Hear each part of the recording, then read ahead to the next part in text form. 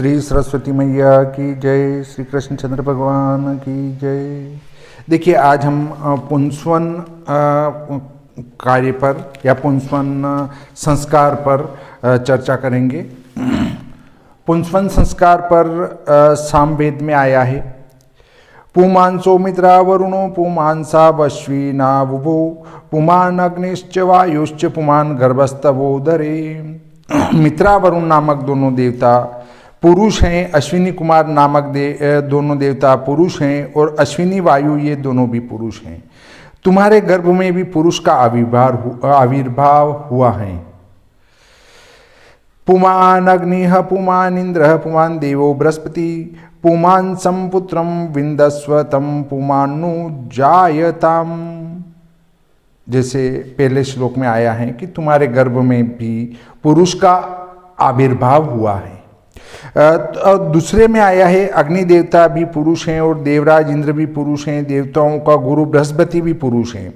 और देवराज इंद्र भी पुरुष हैं, देवताओं का गुरु बृहस्पति भी पुरुष हैं, तेरे भी पुरुषत्व युक्त पुत्र ही उत्पन्न हो, ऐसी कामना की जाती है। अर्थात जो हमारा पुंसवन संस्कार किया जाता है उसमें उसके गर्भ में जो शिशु हैं वो बच्चा पैदा हो, बच्ची नहीं हो, लड़का हो लड़की नहीं हो, इसके लिए ये कामना की गई है।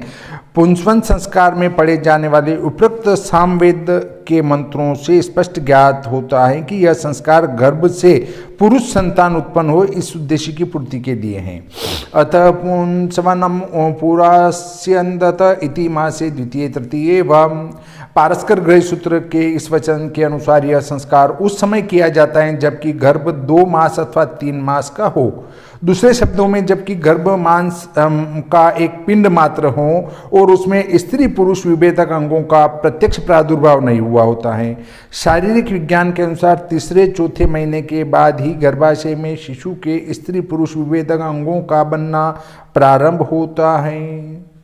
तीसरे चौथे महीने में हमारे स्त्री पुरुष के अंग बनना प्रारंभ होते हैं। इससे पहले हम ये संस्कार करते हैं ताकि उसके पुत्र ही हो, इसलिए यह संस्कार इस समय से पूर्व ही किया जाता है। देखा गया है कि प्रायः सभी देशों में माता पिता कन्या की अपेक्षा पुत्र को अधिक महत्व देते हैं। पुत्र होने पर भांति भांति के उत्सव मनाते हैं और सभी व्यक्ति यथाशक्ति दान आदि करते हैं। भारतवर्ष में तो जहाँ पुत्र को पुम नरकम ततस्त्रायते इति पुत्रः। गरुड़ पुराण में भी आया है कि पुत्र जो है पुम नामक नरक से बाहर निकालता है अपने पिता को, इसलिए उसको पुत्र कहा गया है। तो इस यास्योक्त वचन के अनुसार यज्ञ श्राद्ध तर्पणादि द्वारा पितरों का उद्धारक कहा जाता है। सभी माता पिता पुत्र उत्पन्न हो जाने पर ही अपने जीवन को सफल समझते हैं। घर में अनेक कन्याओं के होने पर पुत्र के अभाव में स्त्रियां पुत्र प्राप्ति के लिए अनेक प्रकार के व्रत अनुष्ठान कराती हैं, मनोती मानती हैं और तरह तरह की औषधि सेवन करती हैं। इसलिए समय पर संस्कार का विधान करके प्राचीन महर्षियों ने गृहस्थ नर नारियों की स्वाभाविक पुत्रेषणा को पूरा करने का प्रयत्न किया है। पुंसवन के लिए 2 अव्यर्थ उपचार हैं, 2 उपचार व्यर्थ के हैं। इस संस्कार के मुख्यतया 2 पहलू हैं, भावनात्मक और शारीरिक चिकित्सा समस्त। पति पत्नी दोनों प्रेम पूर्वक पितरों की प्रसन्नता के लिए वृद्धि श्राद्ध मांगलिक यज्ञ आदि करते हैं। इसके बाद गर्भिणी स्त्री को बटांकुर गुड़ची ब्राह्मी आदि औषधियों का रस पिलाया जाता है। वृद्धि श्राद्ध तथा मांगलिक होम की क्रियाएं सर्वथा मनोविज्ञान पर आधारित हैं। उनके द्वारा गर्भिणी स्त्री के हृदय में एक विशेष भावना को उत्पन्न किया जाता है। इन कार्यों में पढ़े जाने वाले मंत्रों से उसके हृदय में यह भावना दृढ़ हो जाती है कि मेरे गर्भ से पुत्र का ही जन्म होगा। हमारी भावना भी इसमें काफी महत्व रखती है। यदि हमारे दिमाग में बैठा हुआ है कि अरे मेरे तो लड़की हो जाएगी, लड़की हो जाएगी, तो लड़की हो जाएगी, और यदि उसके दिमाग में बैठा है कि लड़का हो जाएगा, लड़का हो जाएगा, तो लड़का ही हो जाएगा। भावना की दृढ़ता का परिणाम यह होता है कि यदि उस गर्भ में कन्या शरीर का निर्माण भी होना हो तो भी उस स्त्री का प्रबल भावना के बल से वह बदल जाएगा।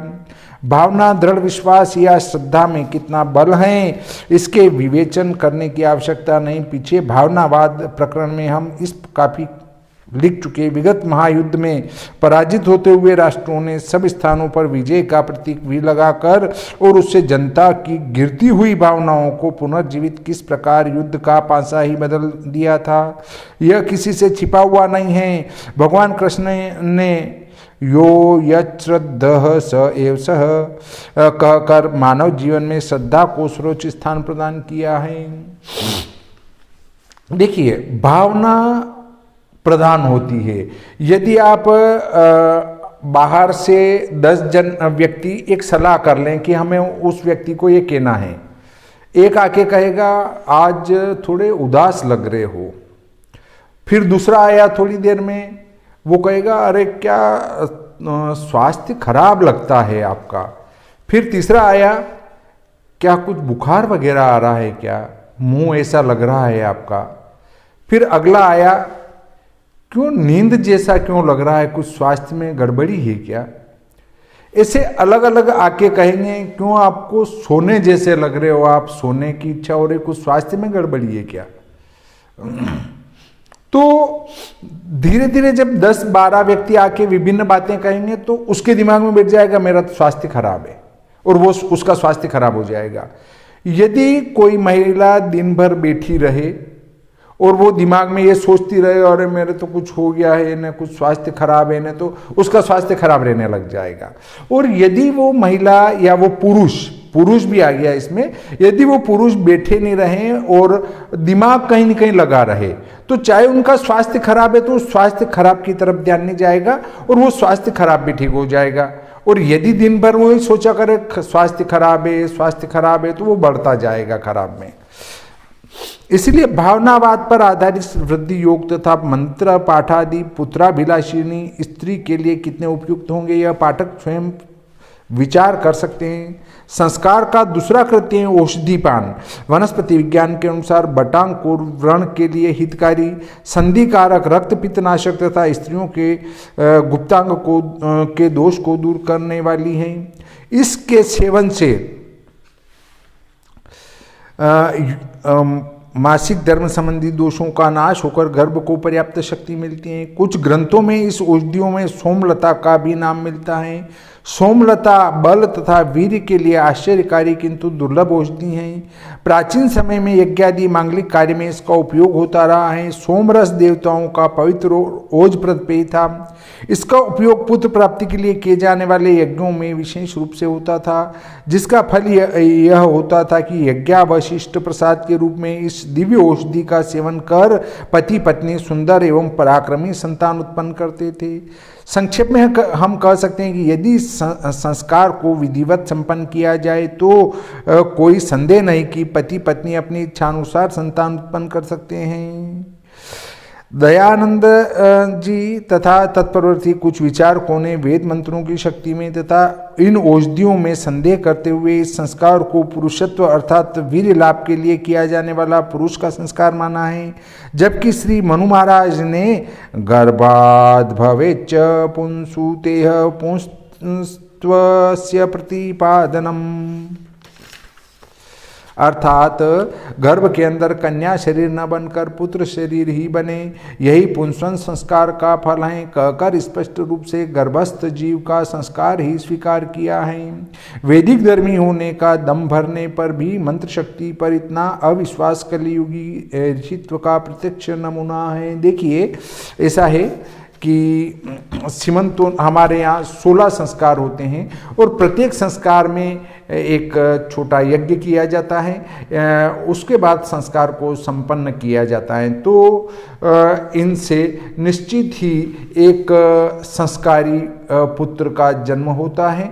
और देखिए पूर्व में आपको बताया था कि गर्भाधान संस्कार, उसके वैज्ञानिकता को भी आपको समझाया। रजस्वला स्त्री घर के बर्तन को क्यों नहीं छू सकती, उस भोजनशाला में क्यों नहीं जा सकती, स्पर्श का दोष क्यों होता है उस पर आपको बताया। अर्थात रजस्वला स्त्रियों को कभी भी भोजनशाला में न जाने दिया जाए। इसका अर्थ नहीं कि उनसे घृणा करने लगे, घृणा नहीं करने लगे। रोग से घृणा, रोगी से नहीं, ये अस्पताल में लिखा हुआ होता है। तो रोग से घृणा, जो उनका 3 दिवसीय जो